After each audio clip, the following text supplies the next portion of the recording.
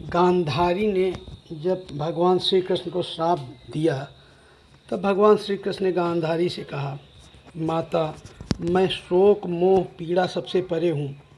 न जीत में न हार में, न मान में न अपमान में, न जीवन में न मृत्यु में, न सत्य में न असत्य में, मैं किसी में भी नहीं बंधा हुआ हूँ। माता, काल महाकाल सब मेरे दास हैं, मैं उन्हीं से अपने कार्य सिद्ध करवाता हूँ। हे माता, युद्ध अवश्यंभावी था, जो चले गए हैं उन पर शोक मत करो, बल्कि जो हैं उन्हें स्वीकारो। माता, वर्तमान को स्वीकारो। माता, भूत दुख का कारण बनता है। कृष्ण की बात सुनकर गांधारी विलाप करते हुए बोली, कृष्ण, तुम ऐसा कह सकते हो क्योंकि तुम माँ नहीं हो। कृष्ण, तुम क्या जानो एक माँ की ममता, तुम क्या जानो पुत्र शोक की पीड़ा क्या होती है।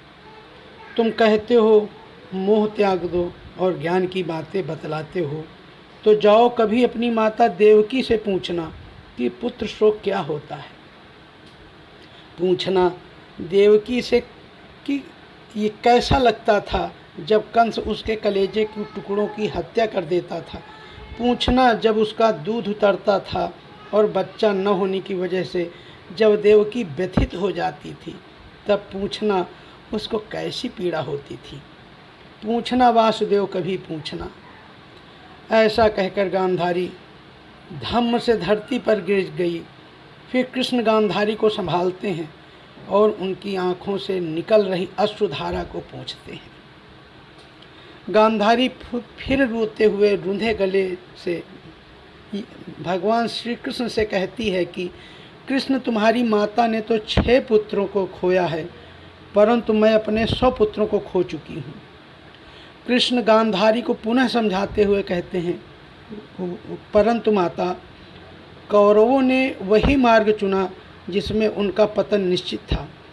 अब मैं किसी के कर्म क्षेत्र पर तो अधिकार नहीं जमा सकता, कर्मों का फल तो भोगना ही पड़ता है। माते, गांधारी कृष्ण की तरफ अश्रुपूरित नेत्रों से देखते हुए बोली, ये कहना आसान है केशव, परंतु एक माता के लिए उसका पुत्र ही महत्वपूर्ण होता है।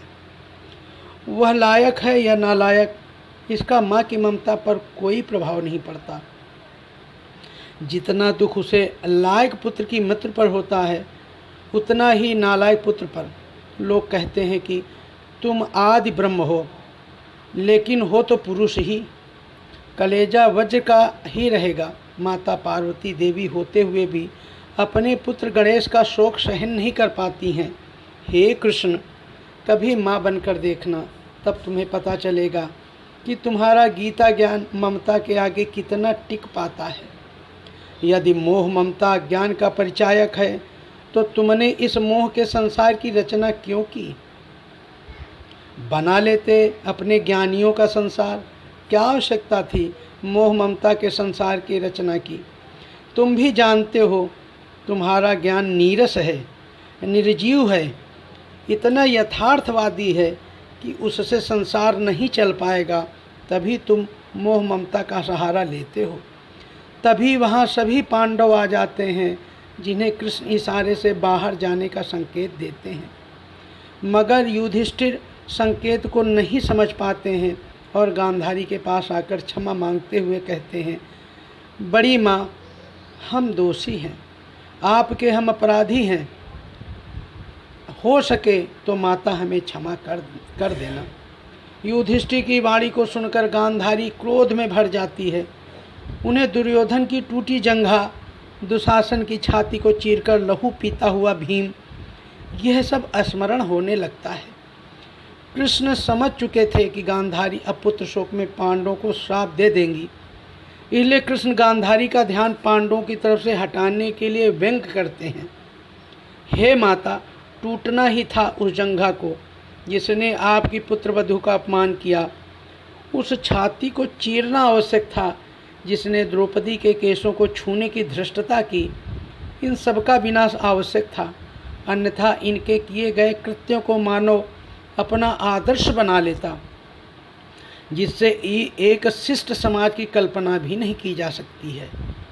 हे माता, जिन पर आप शोक कर रही हो वो शोक के योग्य नहीं हैं। कृष्ण के कहे वाक्यों को सुनकर गांधारी क्रोध से तिलमिला उठी और कठोर वाणी में कहती है, हे माधव, मैं शिव भक्तिनी गांधारी अपने पतिव्रत धर्म से एकत्रित किए गए पूर्ण शक्ति से तुम्हें श्राप देती हूँ। जिस तरह से कुरुवंश का विनाश हुआ है उसी तरह से पूरे यदुवंश का भी विनाश हो जाएगा। जब गांधारी ने ऐसा कहा तो कृष्ण बोले, हे माता, यह शाप आपने मुझे नहीं स्वयं को दिया है। आप अभी अपने 100 पुत्रों का पूर्णतः शोक मनाई भी नहीं थी कि आपने अपने एक और पुत्र को शाप दे दिया। हे माता, क्या आप मेरा शव देख पाएंगी?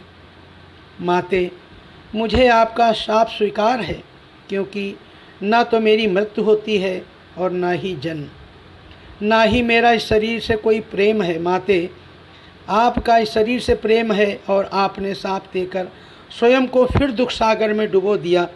कृष्ण की यह बात सुनकर गांधारी को अपने किए पर पश्चाताप हुआ और बोली, हे गोविंद, कुरुवंश को नहीं बचा पाए मगर यदुवंश को ही बचा लो। मैं तुमसे भिक्षा मांगती हूँ।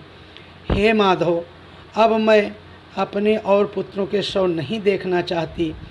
कृष्ण गांधारी से कहते हैं, हे माते, न मैं कुरुवंशियों के कर्म पर अपना प्रभाव मैंने नहीं जमाया और न ही मैं यदुवंशियों के कर्म क्षेत्र पर अपना प्रभाव स्थापित करूँगा।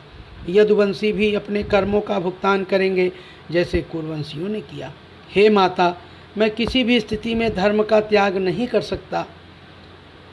ऐसा भगवान श्री कृष्ण ने बहुत ही धैर्यपूर्वक माँ गांधारी को संतुष्ट किया।